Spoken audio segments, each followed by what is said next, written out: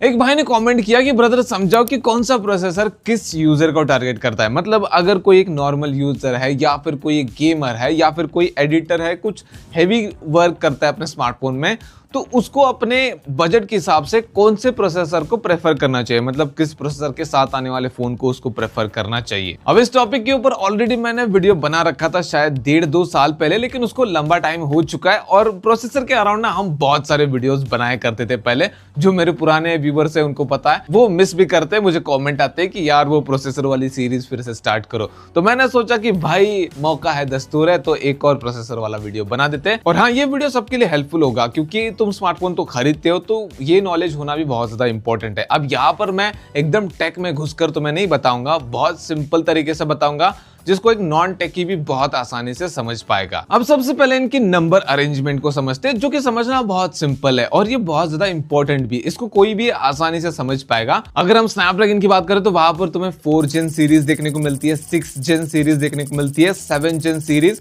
इसके अलावा 8 जेन सीरीज भी देखने को मिलती है। हाँ, 8 एलिट सीरीज भी है, जिसके बारे में ज्यादातर लोग जानते हैं कि भाई वो फ्लैगशिप सीरीज है, बट उसके ऊपर भी बात करेंगे। और बात रही मीडियाटेक की, तो वहां पर डायमेंसिटी सीरीज है।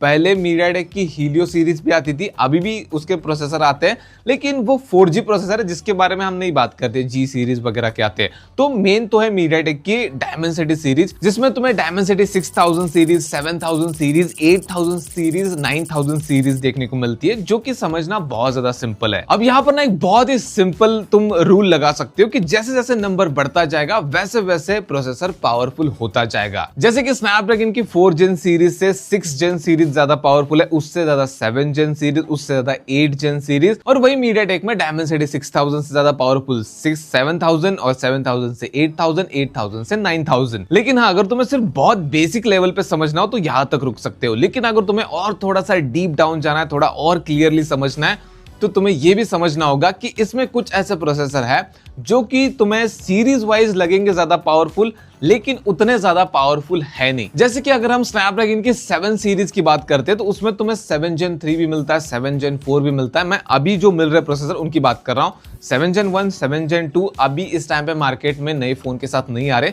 तो हम उनकी बात नहीं करेंगे। तो तुम कह सकते हो कि भाई 7 जेन 3 से ज्यादा पावरफुल 7 जेन 4 है, लेकिन वो इक्वेशन चेंज हो जाता है जब 7 जेन 3 में 7 प्लस जेन 3 हो जाता है। तो जब बीच में प्लस आ जाता है तो वो भाई 7 जेन 4 से भी ज्यादा पावरफुल हो जाता है। लेकिन अगर उसी प्लस की जगह अगर S आ जाता है और वो हो जाता है 7S जेन 3, तो वो 7 जेन 3 से वीक हो जाता है। तो तुम ये दिमाग में रख सकते हो कि बीच में अगर प्लस आ रहा है तो वो ज्यादा पावरफुल हो जाता है, और अगर बीच में S आ रहा है तो वो उसके ओरिजिन प्रोसेसर से थोड़ा सा वीक हो जाता है। लेकिन चिंता मत करो, मीडियाटेक में इतना ज्यादा कंफ्यूजन नहीं है, वहां पर चीजें थोड़ी सी सिंपल है। अब मुझे लगता है कि ये बेसिक चीज तो तुम्हें समझ में आ चुकी होगी। अभी हम यूजर के बारे में बात करेंगे ना कि कौन से यूजर को कौन सा प्रोसेसर बेस्ट रहेगा, तो तुम्हें चीजें और ज्यादा क्लियर हो जाएंगी। जैसे कि सबसे पहला यूजर जो कि एक स्टूडेंट है या फिर एक प्रोफेशनल वर्कर है या फिर वो कोई भी है, किसी भी एज का है, लेकिन उसका स्मार्टफोन में बस यही काम रहता है कि भाई मुझे बस फोन में किसी को मैसेज करना है, किसी के साथ कॉल पे बात करनी है,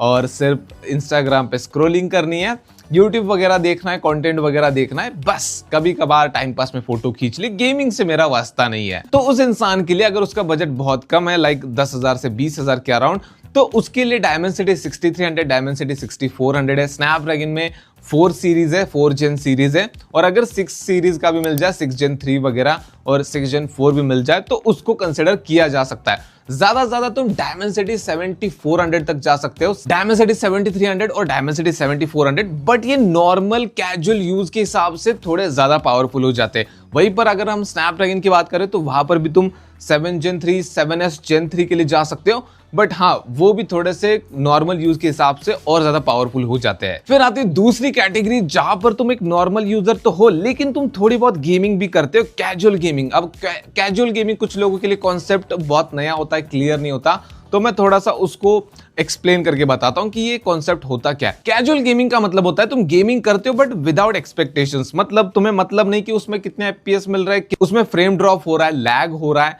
उतना ज्यादा तुम्हारे लिए मैटर नहीं करता। तुम्हारे लिए क्या मैटर करता है कि तुम दोस्तों के साथ बैठकर टाइम पास में 1 घंटा 2 घंटा ज्यादा 3 घंटा गेमिंग कर रहे हो, उसमें फिर चाहे फोन गर्म हो रहा है, थोड़ा लैग हो रहा है, थोड़े फ्रेम ड्रॉप्स हो रहे हैं, एक्सपीरियंस उतना बेटर नहीं आ रहा, बट दोस्तों के साथ खेल के मजा आ रहा है, तुम विदाउट एक्सपेक्टेशंस के खेल रहे हो, तो वो होता है कैजुअल गेमर। और दूसरा जिसको फोन का कैमरा भी थोड़ा सा इंपॉर्टेंट होता है, जहां पर वो फोटोज क्लिक कर सके, थोड़े बहुत वीडियोस कैप्चर कर सके। आज के टाइम पे तो सोशल मीडिया का जमाना है, हर कोई भाई अपने फैमिली के वीडियोस या फिर कहीं बाहर गए तो वो वीडियोस कैप्चर करके सोशल मीडिया पे पोस्ट करना चाहता है, तो बस टाइम पास के लिए विदाउट मोर एक्सपेक्टेशंस। तो उस बंदे के लिए कौन सा प्रोसेसर सही रहेगा? तो उसका बजट अगर 20,000 से 30,000 के आसपास है तो वहां पर आ जाता है Dimensity 7300, 7400। हालांकि उसमें तुम्हें गेमिंग परफॉर्मेंस थोड़ी अच्छी मिल जाती है, बट फिर भी मैं उसको इसी कैटेगरी में डालूंगा क्योंकि मीडियाटेक के पास और भी थोड़े बेटर प्रोसेसर है कम प्राइस रेंज में। और बात रही स्नैपड्रैगन की, तो वहां पर 6 Gen 4 है, 7S Gen 3 है, 7 Gen 3 है, 7 Gen 4 है, और ज्यादा तुम 7+ Gen 3 और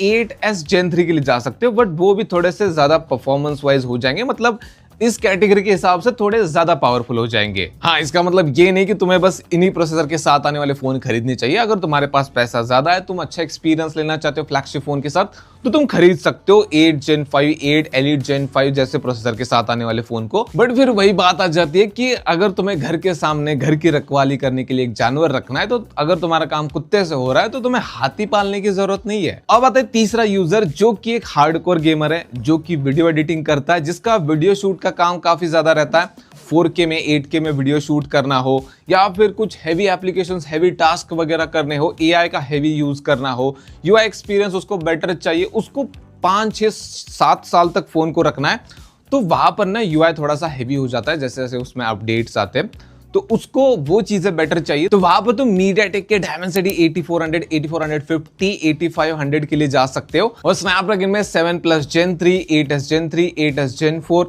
8 Gen 5 के लिए जा सकते हो, Dimensity 9500S के लिए भी जा सकते हो। अब कुछ लोग बोलेंगे कि भाई कैमरा में तो सेंसर का रोल रहता है, तुम यहाँ पर प्रोसेसर को कहां पर घुसेड़ रहे हो? देखो, सेंसर इंपॉर्टेंट है, बट उसके अलावा इमेज प्रोसेसिंग बहुत ज्यादा इंपॉर्टेंट है, जो कि हार्डवेयर लेवल पे होती है। अगर फोन का हार्डवेयर वीक है तो तुम प्रोसेसिंग से एक्सपेक्टेशन ज्यादा नहीं रख सकते। हालांकि तुम्हें प्रोसेसिंग कितनी अच्छी मिलेगी वो भी ब्रांड्स के ऊपर डिपेंड रहता है, वो कितना हाथ ढीला छोड़ते, कितना खींच कर रखते हैं। जैसे कि हम Dimensity 8400, 8500 के साथ, 8S Gen 4 के साथ सस्ते फोन्स देखते हैं, लाइक 40,000 के नीचे, बट उनमें कैमरा उतना अच्छा नहीं होता, क्योंकि वहां पर कॉस्ट कटिंग के लिए कैमरा में कॉम्प्रोमाइज किया जाता है और परफॉर्मेंस को प्रायोरिटी दी जाती है, ताकि जो बड़ी संख्या में परफॉर्मेंस को टारगेट करने वाले लोग हैं वो उन फोन को खरीद सके। लेकिन अगर तुम्हें बेटर कैमरा आउटपुट चाहिए तो तुम्हारे फोन में हार्डवेयर का स्ट्रांग होना बहुत ज्यादा जरूरी है। उसके बाद वो चीजें आती है कि ब्रांड तुम्हें देगा नहीं देगा। पहले हार्डवेयर का स्ट्रांग होना जरूरी है, उसके बाद ब्रांड को इमेज प्रोसेसिंग को बेटर रखना होगा इस फोन में,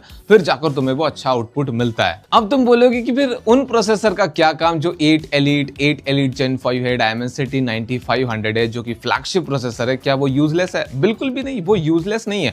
अगर कोई अंधा पैसा खर्च कर सकता है, मतलब उसके पास 1 लाख 1.5 लाख रुपए का बजट है, वो फ्लैगशिप फोन खरीदना चाहता है, उसका एक्सपीरियंस लेना चाहता है, वो एक अलग एक्सपीरियंस होता है जहां पर UI एक्सपीरियंस, कैमरा एक्सपीरियंस और फीचर्स का एक्सपीरियंस, परफॉर्मेंस का एक्सपीरियंस बहुत अलग होता है। बहुत मतलब उसको तुम बजट मिड रेंज फोन से कंपेयर नहीं कर सकते। अब वहां पर एक नॉर्मल यूजर भी आ सकता है, वहां पर एक casual gamer, casual camera user भी आ सकता है, वहां पर एक हार्डकोर गेमर भी आ सकता है, क्योंकि हर कोई उस फोन को यूज कर सकता है, ऐसी कोई दिक्कत की बात नहीं है। बट वही बात आती है कि सबके पास उतना बजट नहीं होता और सबको उतना महंगा फोन खरीदने की जरूरत भी नहीं होती। तो आशा करता हूं कि मैंने बहुत सिंपल तरीके से तुम्हें समझाया होगा इस कॉन्सेप्ट को कि कौन सा प्रोसेसर किस यूजर के लिए बेस्ट होता है। बाकी अगर तुम्हारे मन में और कोई शंका है तो तुम कमेंट में बता सकते हो, पूछ सकते हो मुझसे, वहां पर हम बात करेंगे उसके ऊपर। और वीडियो पसंद आए तो वीडियो को लाइक कर देना, चैनल को सब्सक्राइब कर देना। मिलते हैं नेक्स्ट वाले वीडियो में।